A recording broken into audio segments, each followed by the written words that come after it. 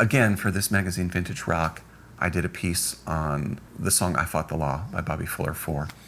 I talked to Sonny Curtis, the great songwriter. Sonny was only 19 years old when he wrote this song.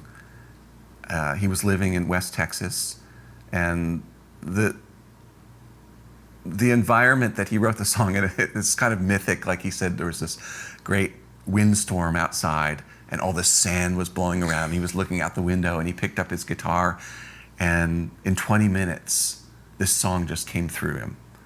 And he said he didn't really know why he was writing about a juvenile delinquent, you know, breaking rocks in the hot sun. He just said it. Maybe he was thinking about Blackboard Jungle or one of those movies. But he said it just came through him, and he thought, that's kind of cool, you know, put it aside. At the same time, you know, Sonny had grown up as childhood friends with Buddy Holly. They had a duo in the mid-50s. They opened for Elvis around Texas. Once Buddy and the Crickets got going, Sonny would sometimes go out on the road with them as their second guitar player. So he was friends with Joe B. and Jerry Allison. And after Buddy died, Sonny was the kind of natural choice to take over as the lead singer. So he joined the Crickets. In 1960, the Crickets came to Nashville to make a record called In Style with the Crickets. And they recorded this song that Sonny Curtis had written a couple years before, I Fought the Law. And Sonny said he remembers playing it for the guys in the car on the drive. It's like, you know, so cinematic. They're in the car probably with the bass fiddle strapped to the roof, all that stuff. And he plays the song, and Jerry Allison got really excited, and he said, yeah, we could have some rim shots that sound like gunshots, you know.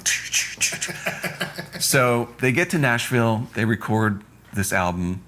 The song was not a successful single, to their disappointment.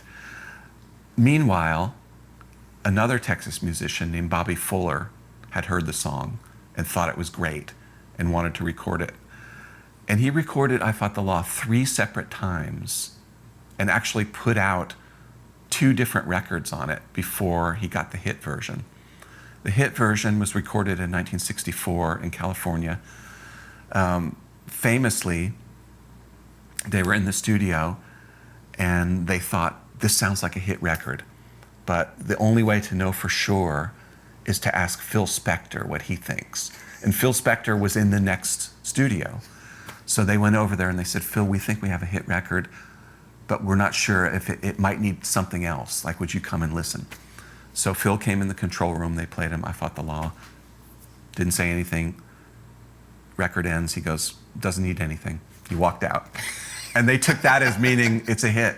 And it was. So Bobby Fuller 4 put out I Fought the Law. And it's interesting, you know, Bobby Fuller, that's a whole other story. I mean, he had such a strange, tragic life. But his half-brother was always on the wrong side of the law, was getting arrested all the time, and was murdered under mysterious circumstances, as was Bobby. You know, 6 months after I Fought the Law came out, Bobby Fuller was dead. So this song, through the 60s and 70s, kept getting covered, you know. Hank Jr. did it, Johnny Rodriguez did it. I think most famously, most people know I Fought the Law from the Clash version, 1978.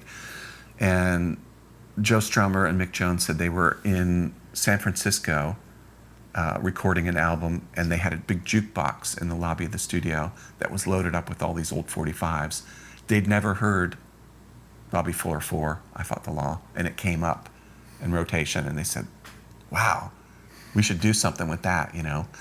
So, of course, their version not only became a Clash song, but it kind of became this emblem for the whole punk movement, the whole idea of, like, you know, railing against the man, I Fought the Law.